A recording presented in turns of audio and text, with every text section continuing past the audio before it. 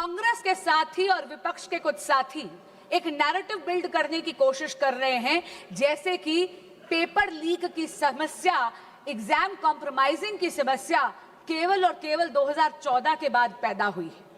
अध्यक्ष जी, मीडिया की रिपोर्टों का अगर हम सच माने तो विपक्षी दलों के जहां जहां पर शासित राज्य हैं और पिछले जब एक दशक था, जब 2014 से पहले कांग्रेस लेड यूपीए सरकार था, तब एक नहीं दो नहीं बल्कि टोटल 22 बार पेपर लीक होकर कैंसिल करने पड़े।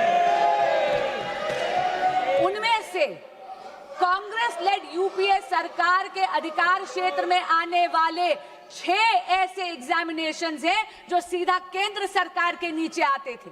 अध्यक्ष जी, AIIMS PG examination 2006, ICAI CPT examination 2007, CLAT 2009, Railway Recruitment Board Examination 2009, AIEEE 2011, SSC CGL Examination 2013, ये सारी की सारी पेपर लीक तब थी जब विपक्षी दल सत्ता में था, यानी कांग्रेस लेड यूपीए गवर्नमेंट थी।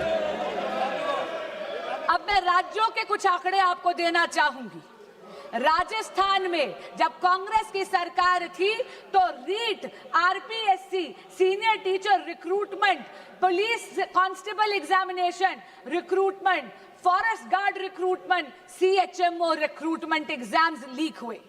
टीएमसी की जब सरकार थी पश्चिम बंगाल में टीचर रिक्रूटमेंट स्कैम में सुप्रीम कोर्ट ने 27,753 अपॉइंटमेंट्स को कैंसिल करा गया, क्योंकि उन्होंने उसमें फ्रॉड और मैनिपुलेशन पाया। यही नहीं, जब बीआरएस की सरकार थी तेलंगाना में तो टीएसपीएससी पेपर का लीक हुआ। उत्तर प्रदेश में जब सपा की सरकार थी तो police constable recruitment paper leak हुआ। तब तो सॉल्वर गैंग्स और ऑर्गेनाइज्ड एग्जाम फ्रॉड के गैंग्स वहां ऑपरेट करते थे।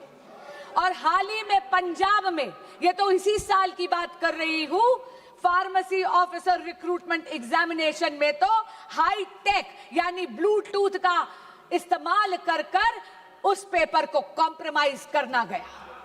पर मैं पूछना चाहती हूं, इससे पहले कि विपक्ष मुझ पर यह इल्जाम लगाए that I am talking about whataboutery. This is not about whataboutery, but I am calling out the opposition on its selective outrage. मैं पूछना चाहती हूं विपक्ष से कि अगर ये सिद्धांत की लड़ाई है तो सिद्धांत सरकार देख के बदल कैसे जाता है।